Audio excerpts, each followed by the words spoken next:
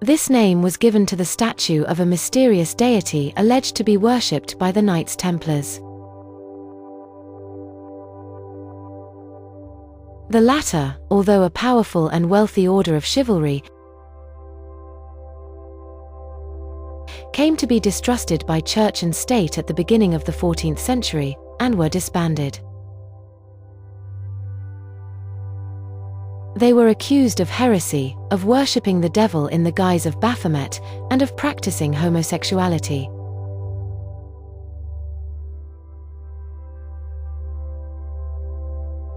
The order was put down with the utmost severity, and its Grand Master, Jacques de Molay, burned at the stake. The accounts given of this mysterious statue by the accused Templars when they were brought to trial are confused. Some of their evidence was extracted under torture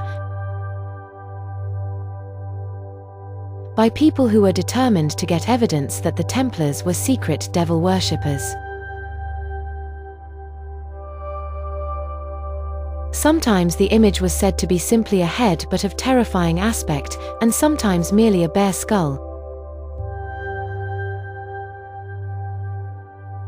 But another account told of the figure being worshipped by kissing its feet.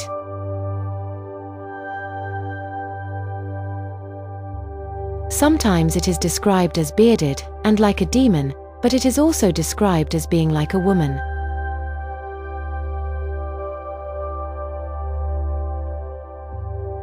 It was generally agreed, however, that the image, or what it represented, was worshipped, and that it was regarded as the giver of abundance and fertility.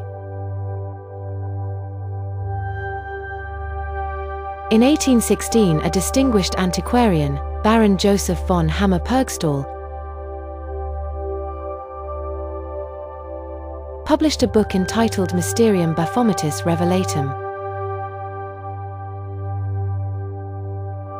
in which he gave his opinion that the Knights Templars really were secret heretics, or Gnostics as he called them.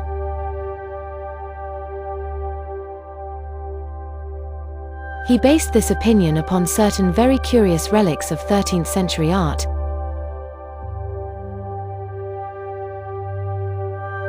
consisting chiefly of statuettes, coffers, and cups or goblets. These contained mysterious figures, which are evidently pagan,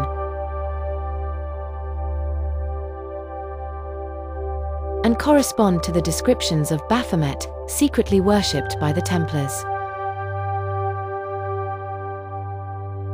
That is, the figures are androgynous, bearded but with female breasts, or otherwise showing the characteristics of both sexes, and often with a skull at the feet, and displaying the magical sigil of the pentagram.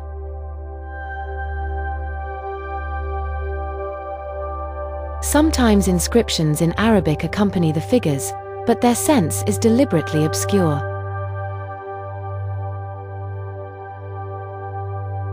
These images have certain things in common with the deities of the witches. They are sources of life and fertility, and they are associated with the symbols of the skull and the five-point star. Their sexual characteristics are emphasized, as were those of Pan and the goddesses of nature. Their generally pagan appearance would certainly have caused the medieval church to regard them as devils.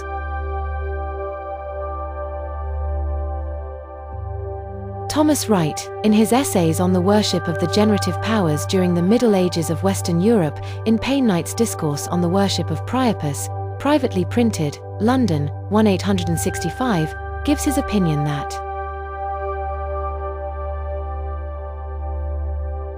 the comparison of facts stated in the confessions of many of the Templars, as preserved in the official reports, with the images and sculptured cups and coffers given by von Hammer-Purgstall,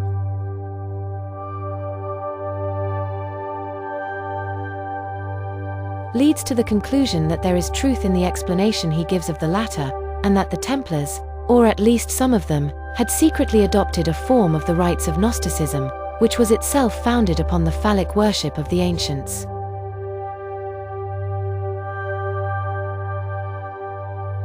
An English Templar, Stephen de Staplebridge, acknowledged that there were two professions in the Order of the Temple, the first lawful and good, the second contrary to the faith.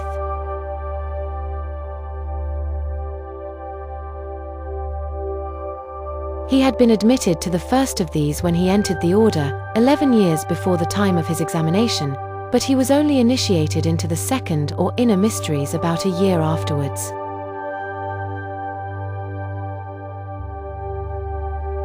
The existence of an inner circle within an order or society of some kind is a frequent means of occult organization. Many such orders within orders exist at the present day.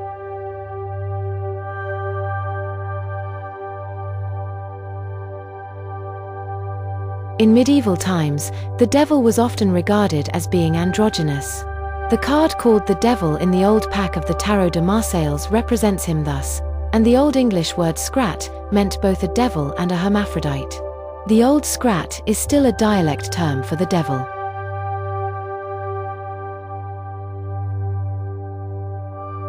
Distinguished 19th-century French occultist, Eliphas Levi, declared Baphomet of the Templars to be identical with the god of the witches.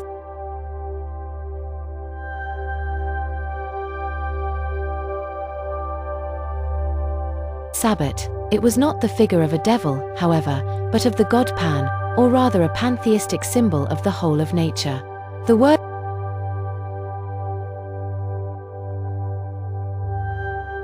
Baphomet, when written backwards Kabbalistically, reveals three abbreviations, TM, OHP, AB, which stand for Templi Omnium Hominum Passis Abbas, the father of the Temple of Universal Peace among men. This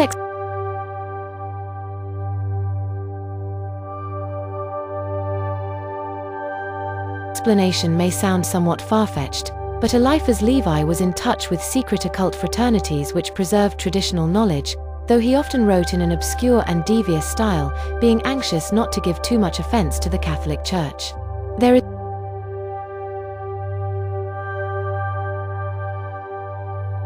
a very curious and interesting carving in the Church of Saint Mary in France, which is traditionally said to be a representation of Baphomet.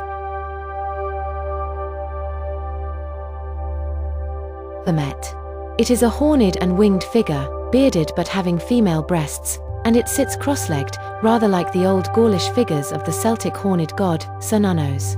The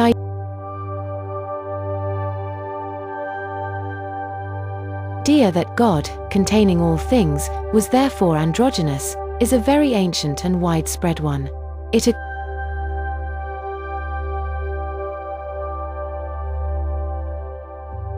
in the collection of magical legends of the witches of Elterly, which Charles Godfrey Leland published as Aradia, the Gospel of the Witches.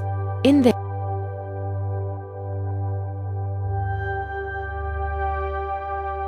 the legend of Diana states, Diana was the first created before all creation, in her were all things, out of herself, the first darkness, she divided herself, into darkness and light she was divided.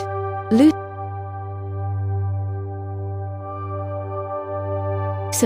her brother and son, herself and her other half, was the light. The same idea occurs in the mystical symbolism of the Kabbalah. The Sephiroth,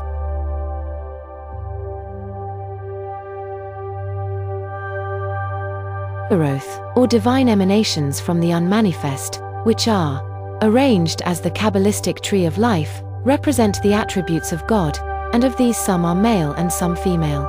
S.L. McGregor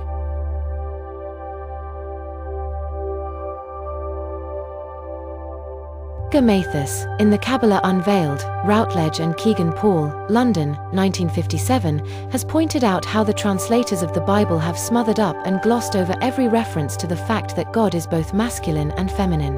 This was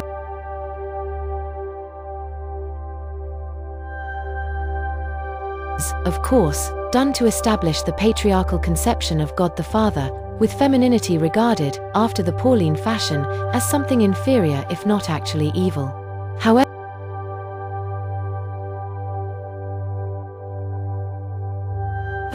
in the ancient East, the highest deities were sometimes represented in androgynous form. Such figures were called Brahma Ardhanarisa or Shiva Ardhanarisa. The